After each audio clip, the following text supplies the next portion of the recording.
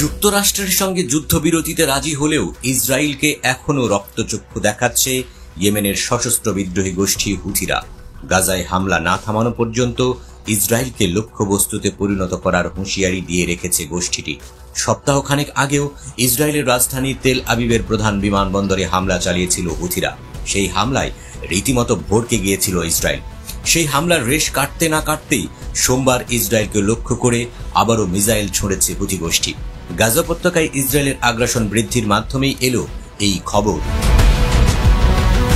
Israeli গণমাধ্যমগুলো জানিয়েছে সোমবার Yemen থেকে ইসরায়েলের দিকে মিসাইল ছোড়া হয়।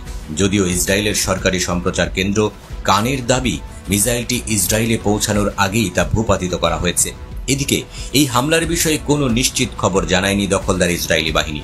মিসাইল ছোড়ার বিষয়ে এখনো মুখ খোলেনি হুথিরাও। 2023 সালের নভেম্বর থেকে লোহিত সাগর, আরব সাগর, বাব আল মান্দেব প্রণালী এবং এডেন উপসাগরের মধ্য দিয়ে যাওয়া ইসরায়েলি জাহাজগুলোকে লক্ষ্য করে হামলা চালিয়ে আসছে হুথি গোষ্ঠী। গাজা উপত্যকার ফিলিস্তিনিদের প্রতি সংহতি জানিয়েই ইসরায়েলি জাহাজের নাবিকদের ঘুম হারাম করে দিচ্ছে তারা। গাজায় যুদ্ধ শুরুর পর থেকে 250টিরও বেশি মার্কিন ও ইসরায়েলি জাহাজে হুথিদের আক্রমণের শিকার হয়। ভয়ে ভীত জাহাজগুলো আফ্রিকার উত্তর মাসা অন্তর্দ্বীপে দীর্ঘ ও ব্যয়বহুল পথ বেছে নিতে বাধ্য হচ্ছে।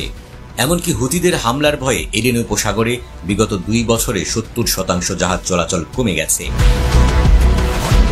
কোনো উপায় না পেয়ে হুথিদের সঙ্গে আতাত করতে বাধ্য হয় যুক্তরাষ্ট্র। ইয়েমেনে আর হামলা চালানো হবে না জানিয়ে লোহিত সাগরে মার্কিন জাহাজগুলোকে লক্ষ্যবস্তুতে পরিণত না করতে হুথিদের প্রতি আহ্বান জানায় ট্রাম্প প্রশাসন। যুক্তরাষ্ট্রের এই আহ্বানে সাড়া দেয় হুথি বিদ্রোহীরা। তবে মার্কিন জাহাজগুলোকে ছাড় দেওয়ার অঙ্গীকার করলেও ইসরায়েল কিংবা তাদের জাহাজগুলোর প্রতি আগের মতোই আগ্রাসী মনোভাব বজায় রাখে হুথিরা। গাজায় যুদ্ধ না থামলে ইসরায়েলের প্রতি এই হামলা চালিয়ে যাওয়া হবে বলে হুঁশিয়ারি দেয় তারা।